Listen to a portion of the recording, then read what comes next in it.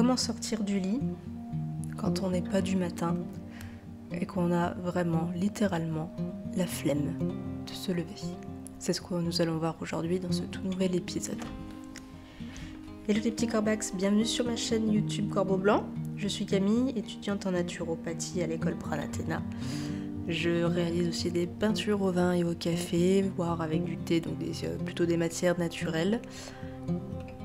Je pratique aussi un petit peu le Wicca, donc c'est pour ça que de temps en temps je vous partage des vidéos, enfin des épisodes sur les sabbats et le calendrier celte.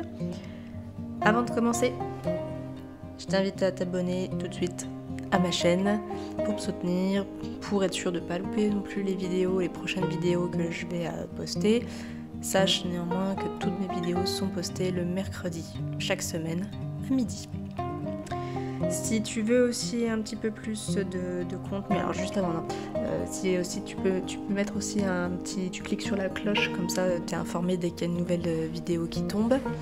Et après, si tu veux plus de contenu que sur YouTube, tu peux aller voir sur mon profil Facebook et Instagram.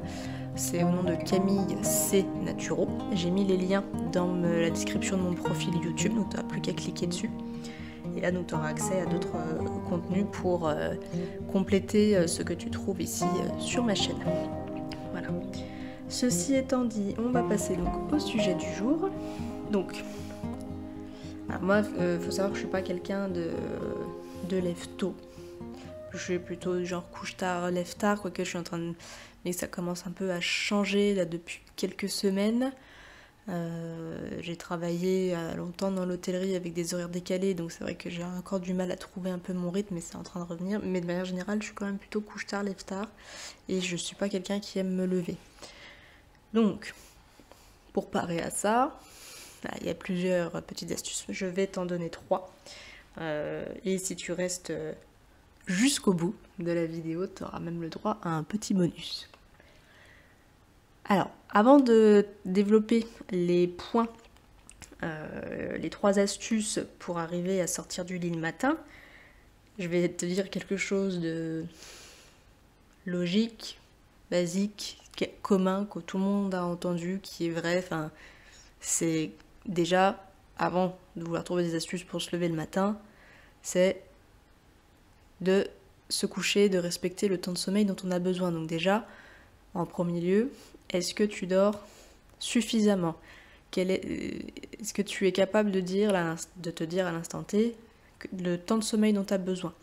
Moi, par exemple, j'ai besoin de 7h30 à 8h de sommeil.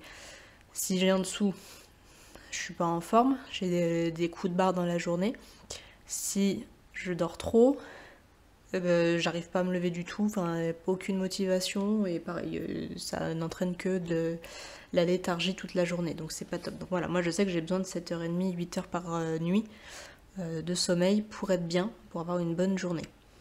Voilà, donc déjà, c'est ça. Donc j'ai envie de dire aussi, donc couche-toi plus tôt, parce que je trouve, moi pour ma part, le piège c'est de scroller par exemple sur les réseaux sociaux. Donc je tends à me fixer des règles, donc par exemple tu vois sur les réseaux, surtout Instagram, je me suis programmée une alarme pour que toutes les 10 minutes ça me dise d'arrêter, puis j'ai aussi une alarme qui me dit au bout de 45 minutes, tu peux programmer comme tu veux, 45 minutes, 30 minutes, 1 heure, peu importe, pour te dire c'est le temps de fermer Instagram. Ça t'avertit en fait, parce qu'on se rend pas compte du temps qu'on passe sur les réseaux sociaux, donc c'est pour ça que je m'étais mis ça. Mais c'est vrai que je trouve que les réseaux sociaux sont vraiment des pièges et très chronophages. Donc bon, le mieux, je pense que si on peut le faire, si on est capable de le faire, c'est de se dire 1 heure avant d'aller se coucher, de couper les réseaux, les écrans de manière générale. Parce que de toute façon la lumière bleue affecte le sommeil, mais déjà couper les réseaux, parce que de toute façon c'est assez chronophage et puis ça nous rend addicts, donc pour ma part en tout cas, voilà, j'essaye de faire dans ce sens là. Je me fixe de plus en plus la règle aussi de ne pas aller sur les réseaux sociaux tout de suite le matin, parce que c'est vrai qu'on a un peu tendance à faire ça, je trouve. dans notre société être toujours sur les téléphones et donc c'est pas top. Donc voilà, ceci étant dit, on se couche plus tôt, on évalue son temps de sommeil. Bon, ça voilà, il n'y a rien de nouveau. Donc je vous laisse méditer là-dessus. Première astuce, dès que vous entendez votre réveil le matin, peu importe le nombre d'heures de sommeil que vous avez eu, si vous avez bien géré ou pas, vous vous levez. Parce qu'on a tous l'option sur les téléphones du squeeze là, pour reporter de 5 minutes ou 10 minutes pour avoir d'autres sonneries.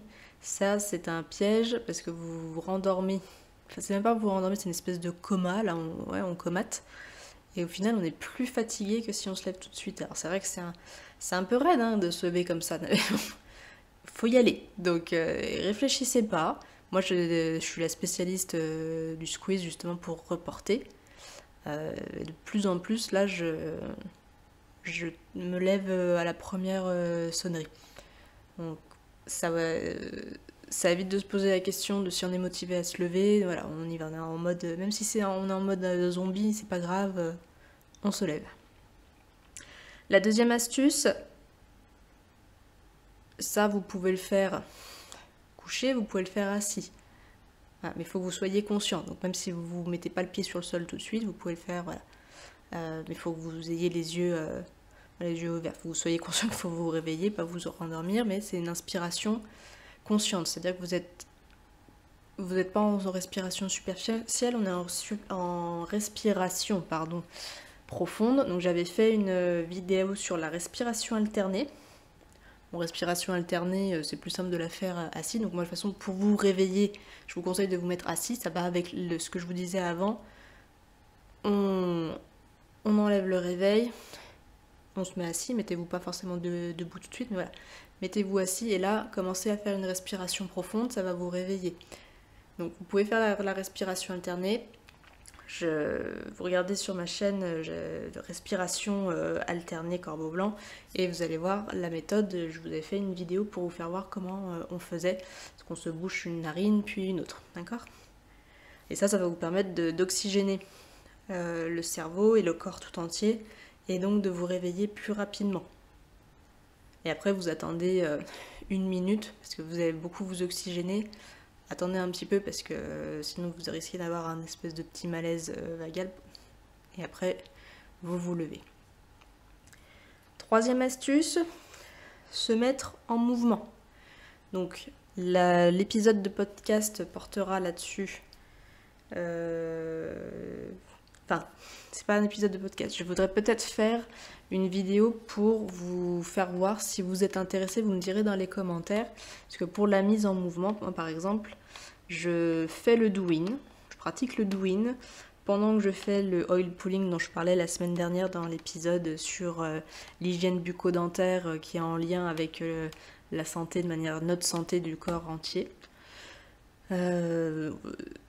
C'est une pratique qui nous a été enseignée dans l'école Pranatena où je suis, par notre prof de médecine chinoise, médecine traditionnelle chinoise. Et ça consiste à faire des petits tapotements sur des méridiens du corps pour réveiller nos énergies. Et du coup, ça nous booste tout de suite. Donc c'est quelque chose qu'on pratique le matin, qu'on peut pratiquer après le repas de midi pour un peu se rebooster. Pas le soir, parce que justement, ça donne de l'énergie. Donc voilà, moi je pratique le Douyin. Après, voilà, vous me direz. Dites-moi en commentaire si vous voulez que je vous fasse une vidéo pour vous faire voir le Douyin. Et comme ça, à la limite, vous mettre en face de votre écran et le pratiquer en même temps pour voir un petit peu les effets que vous aurez. Après, vous n'êtes pas obligé de faire ça. L'idée de vous mettre en mouvement, c'est que justement, le mouvement va vous amener de l'énergie. Ça va vous amener de l'oxygène en même temps, donc ça continue l'exercice de respiration précédent. Et vous pouvez, déjà, même si vous n'êtes pas du genre à vouloir faire un exercice physique dès le matin, déjà, juste étirez-vous dans le lit et chauffez un peu les articulations, vous savez, en bougeant, en faisant des cercles avec les poignets, en faisant des cercles avec les chevilles. Pareil avec les genoux, juste pour créer un mouvement, même s'il est léger, pour que vous preniez conscience de l'endroit où vous êtes et que vous ameniez de l'énergie dans votre corps, parce que on a passé une nuit entière à ne pas bouger, grosso modo, même si on tourne dans le lit, on n'a pas fait un exercice physique, il y a eu très peu de mouvement. Donc là, il faut que le corps prenne conscience que c'est le matin, que c'est le moment de faire des choses, donc on lui redonne de l'énergie par le mouvement. Donc vous pouvez commencer par des étirements, des petits échauffements d'articulation. Vous pouvez faire une marche matinale, surtout que bon là, au moment où j'enregistre le podcast, il fait 35 degrés, donc là, pas le choix par exemple d'aller se promener le matin, si je veux prendre l'air, pour ma part. J'ai pas la clim à la maison, donc bon. Mais voilà, une petite marche matinale, vous faites une petite marche suivant le temps que vous avez, une demi-heure c'est bien. Sinon, même 10 minutes, c'est en fonction du temps que vous avez. Vous pouvez faire du yoga. Il y a des gens qui... Voilà, moi le yoga, je le fais plus pour faire des étirements, mais j'ai pas de coup de cœur pour cette discipline. Je sais qu'il y en a qui sont très très adeptes du yoga, donc j'ai envie de dire, bah voilà, je sais qu'il y a des yogas plutôt yin, donc qui sont doux, donc pas celui-ci, mais les yogas, il y a le yoga du matin. Il m'a fait ces exercices. Ça vous met doucement dans le bain. Moi, ça m'arrive d'aller faire le footing. Moi, je le fais plutôt le matin que le soir. Je préfère parce que justement, ça me réveille, ça me défatigue. Voilà. Et on est plutôt bien. Après, si vraiment vous n'êtes pas porté sur le mouvement, vous pouvez prendre une douche froide. Et je vous dis, dans les exemples que je vous ai donnés, tout est faisable. Et après, j'ai peut-être pas dans tout, je connais pas tout, mais l'idée c'est d'avoir des mouvements, des mouvements doux. Vous voyez, il n'y a rien, dans tout ce que je vous ai dit, il n'y a pas d'exercice physique intense. L'idée c'est juste voilà, de faire la transition entre l'inertie du sommeil et la période active que vous allez avoir dans la journée. Donc on fait une transition plutôt douce. Voilà, moi je suis plutôt adepte de la méthode douce, hein, pas la peine d'aller faire un cours de boxe au lever, voilà, c'est pas ce que je suis en train de vous dire. Mais voilà, juste mettez du mouvement.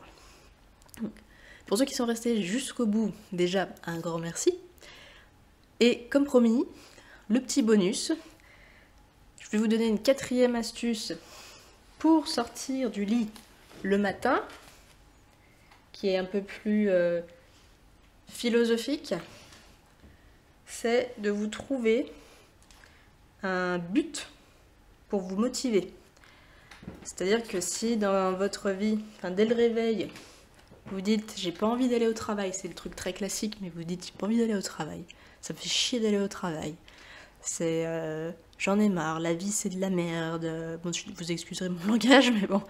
Voilà, si vous êtes plutôt en mode de dépression nerveuse, personne n'a envie de se lever dans ces conditions. Par contre, si d'entrée de jeu, vous vous dites « Waouh, c'est cool, j'ai une super journée, je sais qu'au boulot, j'ai ça qui m'attend, j'adore, machin. » Peu importe, je prends l'exemple du travail, mais parce que souvent, c'est ce qui nous donne pas envie de nous lever. Voilà. Il faut que vous trouviez quelque chose qui vous booste. Quelque chose de positif. Si vraiment c'est compliqué, notamment par rapport au travail, parce que le travail prend une grande partie de notre vie, je dirais là, il est peut-être temps de vous poser la question de si votre travail vous convient encore. Est-ce que c'est lié au management, à la hiérarchie, à l'entreprise ou au métier? Parce que à la limite, quand vous voyez que ça vous convient plus, mieux vaut changer carrément de métier, mais ça c'est un autre sujet. Voilà, en fait le fait de trouver un but va vous faire poser aussi la question sur beaucoup de choses dans votre vie. Donc vous verrez ce qui en ressort. Écoutez Ticobac, ce sera tout pour aujourd'hui. Laissez-moi des commentaires si vous avez des questions pareilles en commentaire, des idées de sujets qui vous intéresseraient, auxquels je pense pas, je les prends avec grand plaisir. Et puis je vous dis à la semaine prochaine, même heure, mercredi à midi, pour un nouvel épisode. Ciao ciao!